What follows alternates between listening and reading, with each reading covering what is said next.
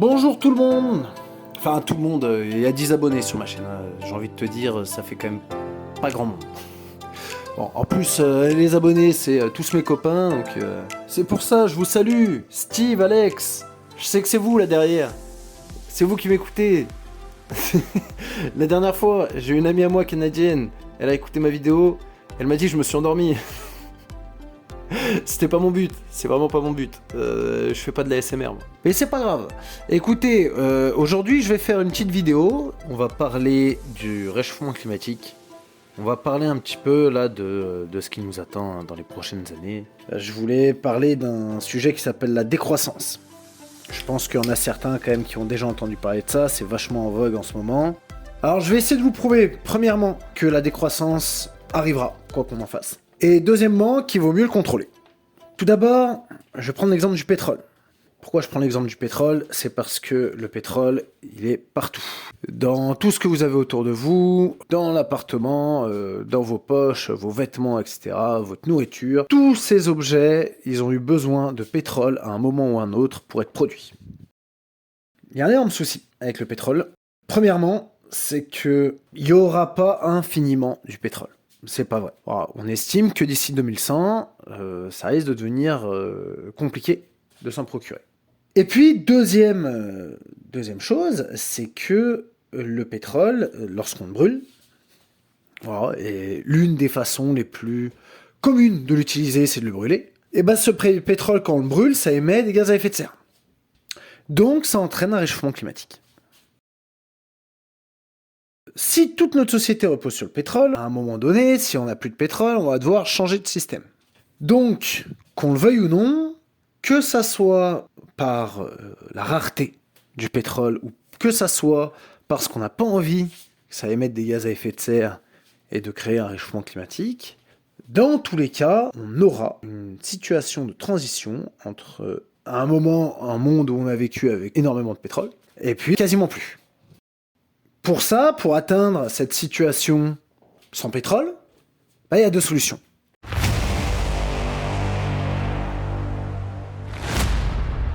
La première solution, c'est de laisser faire. De faire comme on fait aujourd'hui et de continuer à le faire. Ce serait quoi les conséquences de cette première solution? Les conséquences au niveau de la rareté, c'est qu'il y a un moment, on n'est plus seulement que pour les riches. Donc, les personnes qui n'auraient pas les moyens ne pourraient plus utiliser de pétrole. Donc en fait, elles ne pourraient plus rien consommer. Il n'y aurait que les riches qui pourraient consommer des choses. Deuxième solution, c'est que d'ici 2100, en utilisant le pétrole à la manière dont on l'utilise aujourd'hui, on aura 4 degrés de moyenne supplémentaires sur toute la surface de la planète. On dit que plus on va au nord et plus le réchauffement sera intense, ça peut atteindre jusqu'à 7 degrés. Même si c'est au nord où il y a le réchauffement le plus intense, c'est quand même au nord où on aura la possibilité de vivre. Pourquoi? Parce qu'en fait, sous les tropiques, il n'y aura plus la possibilité de vivre.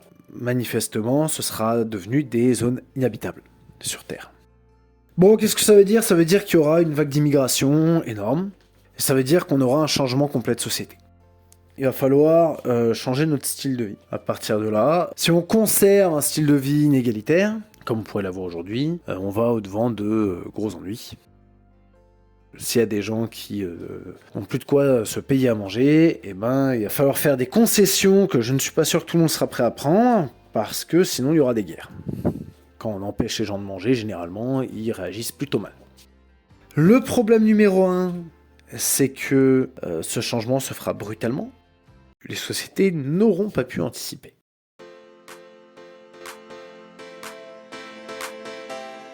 C'est ce qui m'amène à la deuxième solution. On commence dès à présent à changer de style de vie. On changerait de style de vie sur, à mon sens, 3 points.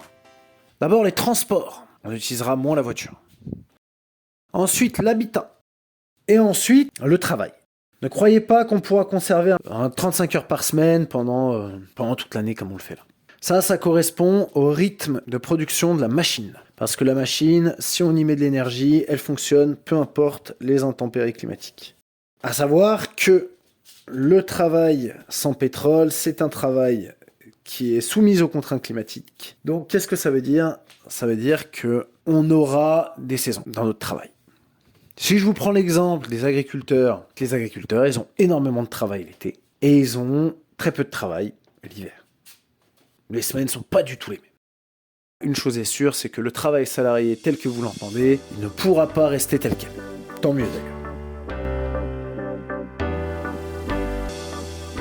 Donc, pour résumer tout ça, la décroissance, c'est venu à un moment où on s'est aperçu qu'il n'y aurait pas de possibilité de sauvegarder notre style de vie. On ne pourra pas conserver un style de vie comme celui-ci, basé sur la consommation et basé sur la croissance. Aujourd'hui, on est loin de trouver une énergie de transition telle la fusion nucléaire ou telle je sais pas quoi. Loin, loin, loin. Donc, l'énergie principale que l'on consomme, c'est le pétrole. Le pétrole, il est partout.